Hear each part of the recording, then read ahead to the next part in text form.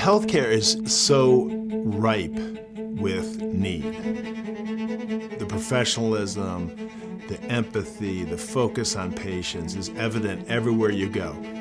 But despite that, there's tons of inefficiency that need to be identified and rectified. It's not always easy to pull off, but it's easy to keep people's eye on the prize, which is better patient care.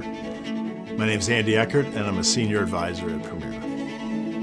I grew up in Cleveland, Ohio, and came to California to Stanford University, where I studied engineering.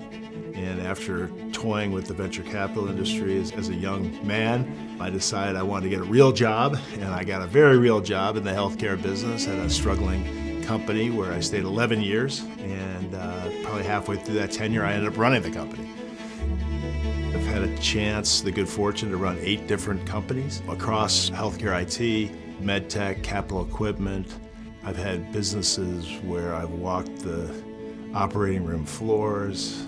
I've mocked up, I've seen our products at work, and it's a very mission-driven industry, and that's what's been fun for me for all these years.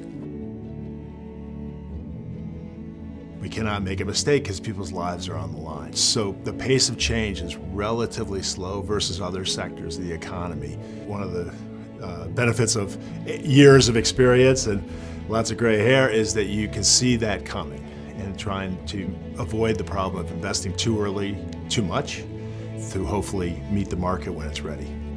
What I try to bring is a sense of prioritization, management process, again, alignment and focus. And it tends to work with companies that are smaller, companies that are bigger. It's a matter of identifying priorities, communicating the priorities, and then making sure that we're all collectively working towards those successful completion. What sets Permira apart in my mind, I think, is the global coordination of the firm. There seem to be less walls at Permira, and certainly an interest and a willingness to jump in, regardless of where the opportunity is, or is this in my group or that group. And that probably, more than anything, attracted me.